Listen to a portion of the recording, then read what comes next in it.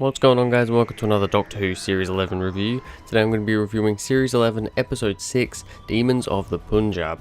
Now, this is Episode 6 of Series 11. We're over halfway through the series now, so we're really getting into it. And I was excited. I don't know, I was interested going into this one. I will be honest, the Suranga Conundrum last week's episode kind of put me down a little bit. Really not a good episode, that one. Probably going to be, it will be on my top 10 worst lists at the moment of episodes in the modern series. But yeah, I was kind of like, after that, what is Demons of the Punjab going to be like? I thought the trailer looked okay, nothing too amazing, but I was intrigued and I was interested to see what would happen. But anyway, before I kind of go into everything and if I liked it and if I didn't, let's first of all start off with the cast. So Jodie Whittaker as the 13th Doctor, ding, she was bloody good in this one. Honestly, I think I've really fallen in love with this Doctor here. I've been liking Jodie Whittaker throughout the whole series, but I didn't feel like she really hit her mark. This episode though, she's still not up there with my favourite Doctors, to be honest. But after 6 episodes, she's not going to be. But she had an amazing performance in this one, but I think more than anything, because I think her performance has been good all the way through the series, I think more than anything, she was written better in this series, because this is the first episode not at all written by Chris Chibnall, and in a way this kind of worries me, because this episode was written by Vinay Patel. If I'm pronouncing that wrong, I probably am, but yeah, no Chris Chibnall at all in this one. Yeah, he's the showrunner, so he's going to kind of oversee things and maybe tweak a few things here and there. However, he didn't write this story at all. He's written everything, he's solo written 4 of the 5 stories before this. The 5th one he co-wrote with someone else, which was Rosa. So yeah, it's nice to have an episode that Chris Chibnall hasn't written now. We get this one and we have another 3 episodes after this that aren't written by him at all, so that's really, really good. But it does worry me a little bit because, there's been issues with Chris Chibnall's writing, and then straight away in this one, yeah, it's still got that same feel as all the other episodes because it's his era, it's a new era of the show, but I think the writing's better here, and that's not great. The characters aren't quite as developed in this, but they don't need to be. I really don't think a lot of these characters need to be that developed, but I'm going to get into this later anyway. We're talking about the cast now, I'll get into that later. Bradley Walsh as Graham O'Brien. He's amazing, he's really good. He is put a little bit in the back in this one, but you know what? Don't mind that at all. Same with Tosin Cole playing Ryan Sinclair. He's also put into the back a little bit, but he still has some great moments. But I don't really mind that they're putting to the back, because Mandip Gill playing Yasmin Khan finally starts to shine. I thought she had a little bit more going for her in Arachnids in the UK. I thought, because we were with her family a little bit, she got a bit more to do there. She had a bit more story to her, but still nothing crazy. And then last week, nothing really happened with anyone. This week though, this was a Yaz-focused story, because we were focusing on Yaz's, I'm just gonna call her Yaz, that's what they call her, Yaz's grandmother. So we really focus on Yaz, we get a lot of story for her.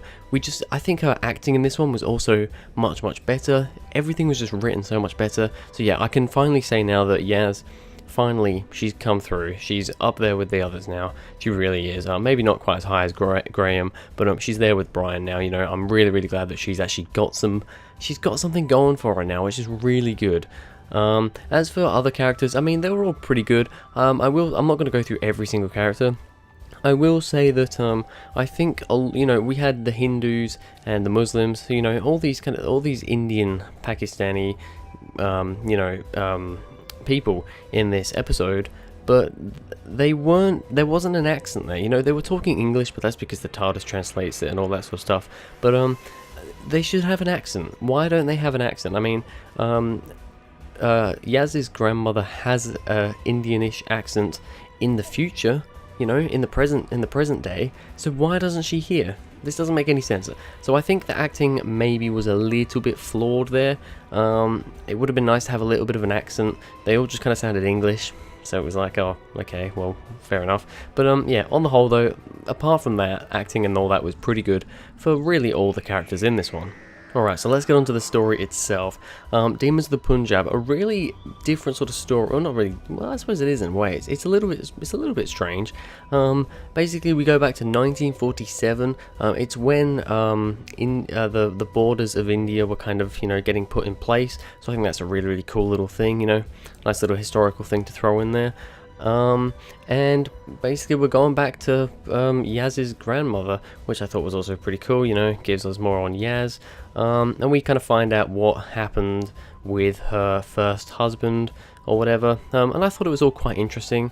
Now the villains of this story are called I'm gonna have to look at this because I've totally forgotten, the Vajarians, that's what they're called the Vajarians. We'll just call them the demons though, because that's really what they're mostly seen as in this episode. So the demons, they're not really a villain, and I'm gonna be honest, it is a little bit disappointing because I still don't think we haven't had an amazing villain this series so far. I mean, Tim Shaw was probably the best we've had, to be honest, but he was alright. I thought the Ghost Monument didn't really have a villain at all. It was the cloth things, which was, in my opinion, pretty crap. Rosa, had whatever I can't even remember what his name was now, the time agent dude, he wasn't great. Arachnids in the UK in my opinion, probably the best villains so far with the spiders. Then last week we had the stupid little Pating thing, which was awful. This week we had these demons. Now these weren't really villains, because it turns out, initially we think that we get the thing that these are assassins. They're assassinating people. We find that first guy who dies, he's by the tree, and we think, oh, these demons have killed him. But then we eventually find out that they're not killing people. They used to be assassins or something, but now they're actually just their homeworld's been destroyed, and they just want to they want to respect people. So they come, and when people are going to die, they pay their respects. I thought that was quite an interesting little thing. To be honest, I think I would have liked it more if we had some good villains so far. The fact that we haven't really had a decent villain yet kind of undermines it a bit for me. It's like, I think on the whole it's a really cool little concept. It just would have been nice if we could have had some cool, good villains, because I think if we had some really strong, menacing villains in the series so far, and then you throw these guys in there, then it works. And it does still work for me, but I just think the fact that we haven't had a really standout villain yet, and then we get this villain which starts off really well. It's like, geez, these guys are pretty creepy. What they're doing seems pretty crazy, but then it's like, okay, well, they're actually not harming anyone at all. They're actually helping people. They're respecting people. It's a really cool concept, and I really do like it. It just, I don't know, we need a really good villain in this series. I'm hoping we get that next week, because we still haven't had it yet. As for the design of these guys though, the demons, I think they're the best designed creatures we've had this series so far. They sound pretty cool as well. I really like the stuff they did, where they were messing with the Doctor's head, where she was seeing all this weird shit. I thought that was really creepy, and I thought that was really good. I thought their spaceship or whatever they were in, with that weird thing in the middle that she pulls out. I thought that was pretty cool design as well, and I thought the creatures themselves, the demons, were actually fairly cool designs. So honestly, although they're not really villains per se, I think they're probably the best antagonistic. So you can't even really call them an antagonist, because they're not really harming anyone. But I think the way it was all set up was really well, and yeah, all in all, whatever they were good, and they brought out some really cool moments, because Jodie Whittaker had some moments, where she was getting really angry at these things, because she thought they were going and killing people, and this is the first time we saw Jodie Whittaker's Doctor getting angry, and I really liked that. That's one of the things that really shot her performance up for me. And then when she realizes that they're not trying to kill people, they're just trying to respect people, then you realise that the side of the Doctor that we've been seeing, throughout this series, this more kind Doctor. So we really get two different versions there, so I really like that. What else is there to say? I think the music in this episode, once again, is very good. Segun Akinola, probably saying that completely wrong. I think he's doing a really good job with the music. I don't agree sometimes with the, with Rosa, with the end credit music, in Arachnids in the UK with the horrible grunge music. But that's not really his music. That's just music that they've kind of grabbed from elsewhere. But his music is actually really good. And I mean, I love how he themes his music perfectly to the places, you know, to the surroundings. I mean, in this one, a lot of Indian sort of esque music, and it really works. It's really good. I really do like Segun Nola's, whatever the hell his name is, Segun Akinola's music. I'm never gonna get his name right, but yeah, really good stuff there. So yeah, I thought this episode started really well, and I thought it ended very well as well. I thought the ending was very I don't know, very sad. You know how it turns out that I think it's Prim who was going to be getting married to Umbreen, who is Yaz's grandmother. It turns out that he ends up getting killed by, I think, his brother Manish. Manish was one of his brothers, right? I think. I don't know. I've only seen this episode once so far, so everything's a bit jumbled.